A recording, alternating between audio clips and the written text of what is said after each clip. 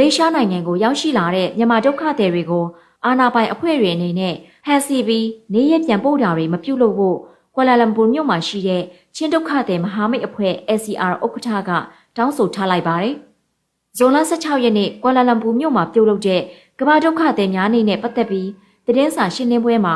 SCR ရဲ့ဥက္ကဋ္ဌ James Boythongby ကမြန်မာဒုက္ခသည်အရေးကိုအခုလိုတောင်းဆိုလိုက်တာဖြစ်ပါတယ်။မြန်မာနိုင်ငံကနေမလေးရှားနိုင်ငံကိုရောက်ရှိလာကြတဲ့ဒုက္ခသည်တွေဟာနိုင်ငံသားခံယူလိုတာမဟုတ်ဘဲ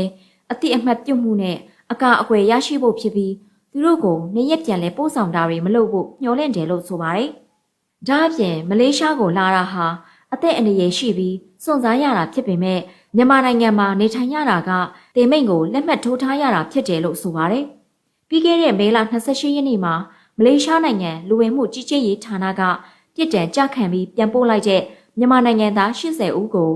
စစ်ကောင်စီကဖမ်းဆီးခေါ်ဆောင်သွားပြီးမိသားစုဝင်တွေနဲ့အဆက်အသွယ်မရကြဘူးလို့ဆိုပါတယ်။ဒါဟာပြန်ပို့ခံရတဲ့မြန်မာနိုင်ငံသားတွေကြုံတွေ့နေရတာဖြစ်ပြီးရင်နာစရာဖြစ်တယ်လို့ဆိုပါတယ်။မြန်မာဒုက္ခသည်တွေလုံခြုံစွာပြန်နိုင်ရေးအတွက်နိုင်ငံအတွင်းငြိမ်းချမ်းရေးအမြန်ဆုံးရရှိအောင်ကူညီပေးဖို့အာဆီယံအလှည့်ကျဥက္ကဋ္ဌဖြစ်တဲ့မလေးရှားကို James Boythongby က